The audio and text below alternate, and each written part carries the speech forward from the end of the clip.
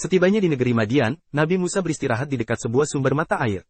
Sejurus kemudian dilihatnya dua orang wanita sedang sibuk mengumpulkan kambing-kambing mereka di dekat mata air tersebut. Nabi Musa bertanya kepada keduanya, apa maksud kalian berdua berbuat seperti itu? Rupanya mereka berdua juga ingin mendapatkan air dari mata air tersebut untuk gembala mereka, namun mereka tidak dapat melakukannya sebelum orang-orang laki yang sedang mengambil air pergi dari tempat itu.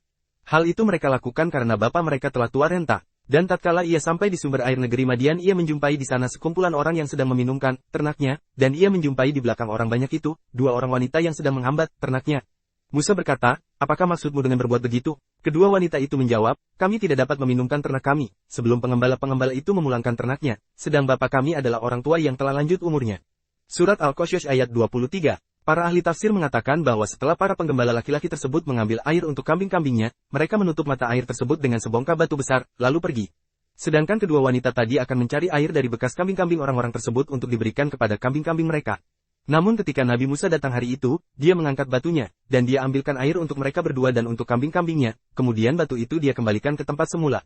Setelah membantu kedua wanita tersebut, Nabi Musa kembali duduk di bawah pohon seraya berdoa kepada Allah Ta'ala agar dia diberikan kebaikan, berupa makanan yang dapat menangkal rasa lapar yang dialaminya, karena perjalanan jauh yang dia tempuh tanpa bekal yang cukup hingga membuatnya sangat letih dan lapar. Ya Tuhanku, sesungguhnya aku sangat memerlukan sesuatu kebaikan yang Engkau turunkan kepadaku. Surat Al-Qasas ayat 24. Doa Nabi Musa didengar oleh kedua wanita tadi, lalu mereka datang kepada bapaknya. Sang bapak awalnya heran melihat kedatangan kedua putrinya lebih cepat dari biasanya. Namun dia baru paham setelah keduanya menceritakan tentang Nabi Musa dan kejadian yang dialaminya. Maka, orang tuanya memerintahkan kedua putrinya untuk mengundang Nabi Musa ke rumahnya. Maka dengan rasa malu salah seorang dari keduanya mendatangi Musa kembali dan menyampaikan pesan bapaknya yang mengundangnya ke rumah, karena sang bapak ingin membalas jasanya yang telah membantu mengambilkan air untuk mereka berdua. Kemudian salah seorang dari kedua wanita itu datang berjalan malu-malu kepada Musa. Ia berkata, sesungguhnya bapakku memanggil kamu agar ia memberikan balasan terhadap kebaikanmu memberi minum ternak kami. Surat Al-Qasas ayat 25. Lalu datanglah Musa menemui bapak sang gadis. Awalnya sang gadis tersebut berjalan di depannya, namun karena sikap warungnya, dia meminta gadis tersebut berjalan di belakangnya. Jika jalan yang ditempuh salah, dia memintanya untuk memberitahunya. Maka setibanya Nabi Musa menghadap orang tua sang gadis, dia menceritakan kejadian sesungguhnya yang dia alami, khususnya mengenai sebab kaburnya dia dari Mesir menghindari kejaran Firaun. Ketika itu sang bapak berkata kepada Musa agar jangan khawatir, kini dia telah selamat dari kejaran orang-orang zalim itu. Para ulama berbeda pendapat, siapakah orang tua gadis tersebut? Ada yang berpendapat bahwa dia adalah Nabi Syuaib. Inilah pendapat yang masyhur. Mereka berkata bahwa Nabi Syuaib diberi umur panjang setelah bangsanya dibinasakan sehingga dia dapat bertemu dengan Nabi Musa dan menikahkan putrinya dengannya.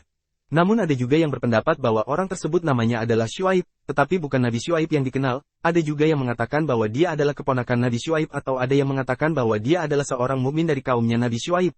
Kesimpulannya, setelah sang bapak menerimanya dan menghormatinya sebagai tamu, salah seorang putrinya berkata kepada sang bapak, ya bapakku, ambillah ia sebagai orang yang bekerja pada kita, karena sesungguhnya orang yang paling baik yang kamu ambil untuk bekerja pada kita ialah orang yang kuat lagi dapat dipercaya. Surat Al-Qasas 26. Sang putri mengatakan bahwa Nabi Musa memiliki sifat qawi, kuat, karena Nabi Musa dapat mengangkat batu yang sangat berat dan amin, terpercaya, karena ketika berjalan bersama sang gadis dia meminta berjalan di depan sang gadis. Ibnu Mas'ud berkata, ada tiga orang yang firasatnya paling tepat, yaitu tuannya Nabi Yusuf, ketika dia berkata kepada istrinya Akrimi Matswa'ah.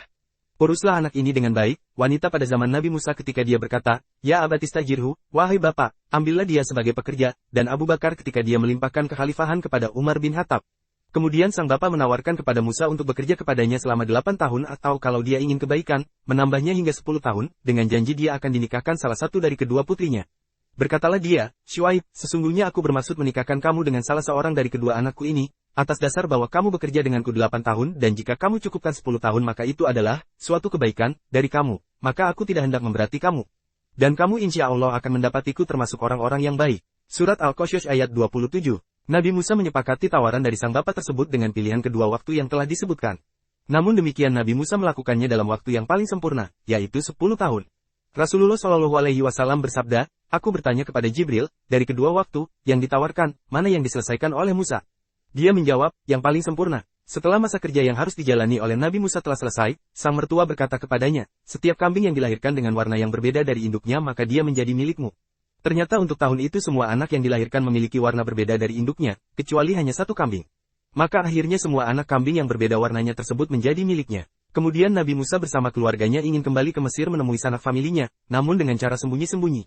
Maka, di malam yang sangat gelap lagi dingin, dia bersama istri dan anak-anaknya seraya membawa kambing-kambing miliknya berangkat menuju Mesir. Namun di tengah perjalanan mereka tersesat, jalan yang mereka tempuh ternyata bukan jalan yang biasa dilalui orang yang pergi menuju Mesir. Ketika itu Nabi Musa melihat api dari kejauhan di lereng Bukit Tursina. Dia perintahkan keluarganya untuk menetap di tempat tersebut sedangkan dia akan pergi menghampiri sumber api itu, dengan harapan mendapatkan berita baik atau dapat membawa api tersebut untuk menghangatkan badan. Maka tatkala Musa telah menyelesaikan waktu yang ditentukan dan dia berangkat dengan keluarganya, dilihatnya api di lereng gunung, lalu ia berkata kepada keluarganya, "Tunggulah di sini, sesungguhnya aku melihat api, mudah-mudahan aku dapat membawa suatu berita kepadamu dari tempat api itu atau membawa sesuluh api, agar kamu dapat menghangatkan badan." Surat Al-Qasas ayat 29. Ternyata benar, Nabi Musa mendapatkan berita yang bukan sembarang berita, petunjuk yang bukan sembarang petunjuk dan api yang bukan sembarang api. Setelah Musa tiba di tempat api tersebut, ternyata api tersebut menyala pada sebuah pohon hijau nan besar. Setiap kali nyala api semakin besar, seketika itu juga pohon itu makin hijau. Musa berdiri terpana, pohon tersebut terletak di lereng gunung sebelah barat dari sisi kanannya, sebagaimana firman Allah Ta'ala dan tidaklah kamu, Muhammad, berada di sisi yang sebelah barat ketika kami menyampaikan perintah kepada Musa, dan tiada pula kamu termasuk orang-orang yang menyaksikan. Surat Al-Qasas ayat 44. Saat itu Musa berada di sebuah lembah bernama Tua, seraya menghadap kiblat dan pohon itu di sebelah kanannya dari sisi barat. Lalu Tuhannya memanggil dari lembah Tua yang disucikan. Dia memerintahkannya untuk membuka kedua sandalnya sebagai bentuk pengagungan dan penghormatan terhadap lembah yang diberkahi itu, apalagi pada malam yang diberkahi tersebut. Menurut riwayat ahli kitab, Nabi Musa menutup mukanya dengan kedua telapak tangan karena cahayanya yang sangat terang. Setelah itu Allah Ta'ala berbicara kepadanya dan menyatakan bahwa dia adalah Allah, tiada Tuhan yang disembah selain dia, maka dari itu beribadahlah kepadanya dan sholatlah untuk mengingatnya. Maka ketika ia datang ke tempat api itu ia dipanggil, "Hai Musa, sesungguhnya aku inilah Tuhanmu, maka tanggalkanlah kedua terompahmu, sesungguhnya kamu berada di lembah yang suci, Tua. Dan aku telah memilih kamu, maka dengarkanlah apa yang akan diwahyukan kepadamu. Sesungguhnya aku ini adalah Allah, tidak ada Tuhan yang hak selain aku, maka sembahlah aku dan dirikanlah salat untuk mengingat aku." Surat Toha ayat 11-14.